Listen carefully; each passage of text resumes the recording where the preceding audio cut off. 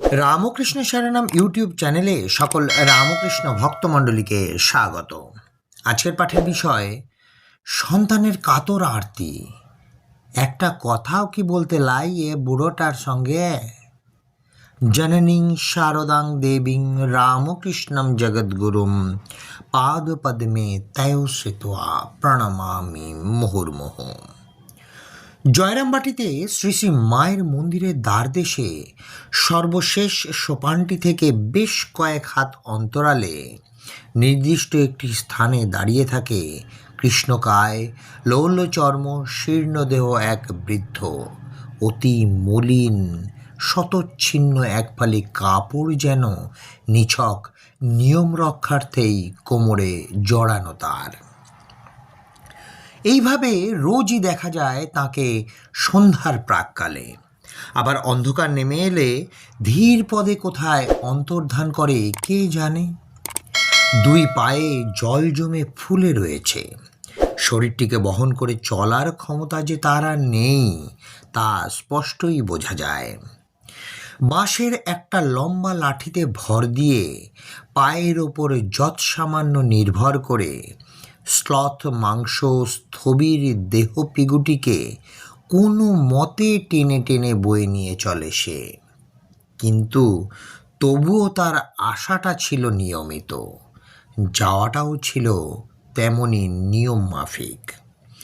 প্রতিদিন প্রতি ঋতুতে শীত গ্রীষ্ম বর্ষা এই একই চিত্র আমরা দেখতাম জয়রামবাটিতে থাকাকালে। আমরা কেন, সকলেই দেখতেন। সমাগত ভক্তযাত্রীদেরও চোখে এই এক সনাতন দৃশ্য তখন। অতীতের কথা হলেও স্মৃতি এখনো অমলিন এই দৃশ্যের। অনেকের মতো আমাদেরও ধারণা ছিল লোকটি ভিখারি, মন্দির দ্বারে দাঁড়িয়ে থাকে দয়া করে কেউ যদি কিছু দেয় এই প্রত্যাশায়। অবশ্য এই ধারণা যে কতটা ভুল তা অচিরেই বুঝেছিলাম, এবং সে বোঝানোটাকেও মনে করি ভ্রান্তিহরা চৈতন্যদাত্রী মায়েরই এক আশ্চর্য খেলা। না, সে অর্থে সহজ খেলা নয়।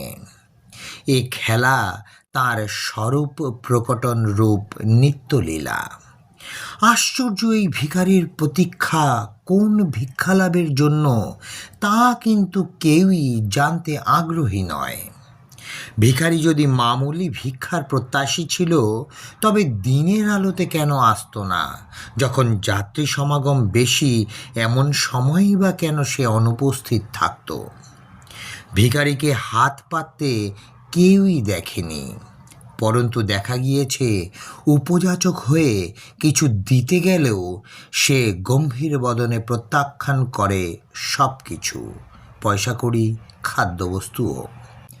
তথাপি সে ভিখারি মায়ের দুয়ারে দাঁড়িয়ে, তার গলিত প্রায় দুই নেত্র নির্মিমেষ সংলগ্ন হয়ে থাকত শ্রী মন্দিরের বেদিকায় আসিনা মাতৃমূর্তির সকরুণ আঁখি যুগলে।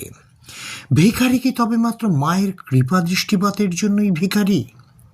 দেখেছি কিছু খেতে দিলেও খায় না, অথচ এই নাও মায়ের প্রসাদ বলা মাত্রই দুই করতল যুক্ত করে অঞ্জলি পাতত অথবা বসে পড়ত পাতা নিয়ে। বড় বিস্ময়কর তার আচরণ। রাত্রে কোথায় ফেরে, কোথায় তার আস্তানা জানবার জন্য আমরা একদিন তাকে অনুসরণ করেছিলাম হাতে টর্চ নিয়ে। আবিষ্কার করতে সক্ষম হয়েছিলাম দিঘির পাড়ে একটা ঝুপড়ি, তাতেই তার অবস্থান, সেটাই তার ঠিকানা। আশেপাশে দু চার ঘর সাঁওতাল পরিবার বাস করে। তারা মেয়ে পুরুষ সবাই দিনমজুরের কাজ করে অন্নসংস্থান করে।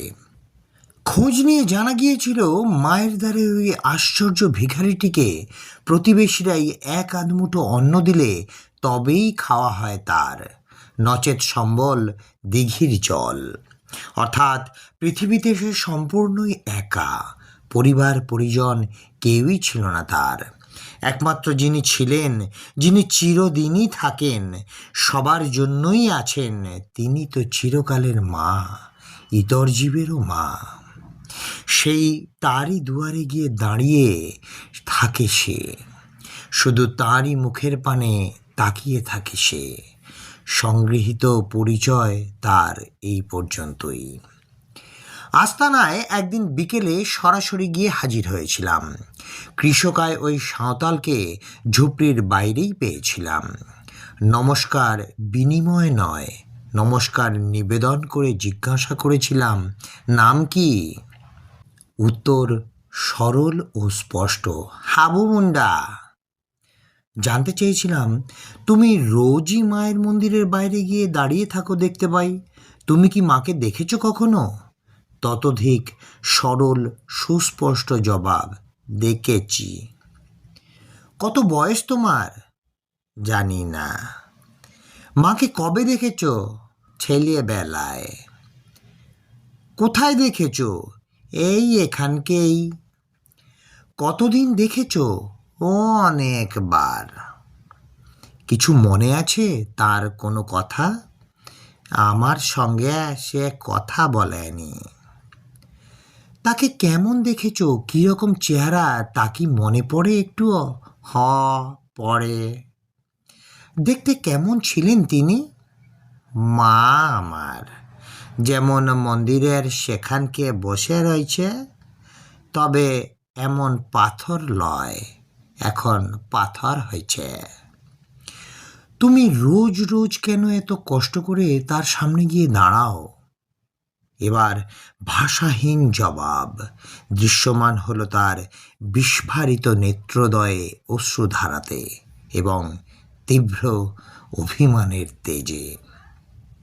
মাতৃদর্শন ধন্য হাবুকে দর্শন করে আমরাও বিহ্বল তখন।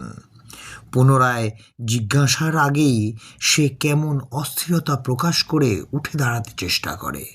কেন উঠছ? আমি যাব। কোথায়? ওই সেথাকে। মায়ের বাড়িতে? এখনই কেন? যদি একটু কথা বলে। মুগ্ধ সম্মোহিত আমরা মায়ের মুখের একটু কথার কাঙাল অদ্ভুত সেই ন্যাওটা শিশুটিকে দেখে। বারবার বলেছিলাম, মিনতিও জানিয়েছিলাম, আরও একটু বসো।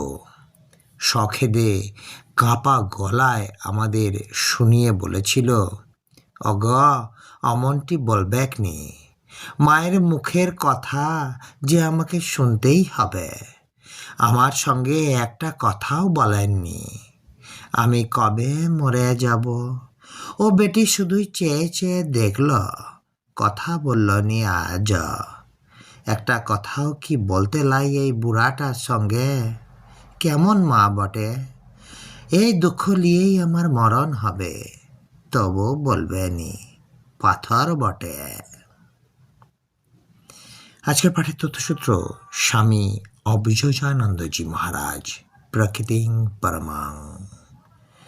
জয় মা শারদা, জয় মা শারদা, জয় মা শারদা। জয় ঠাকুর রামকৃষ্ণ পরমহংসদেব, জয় স্বামী বিবেকানন্দ মহারাজ।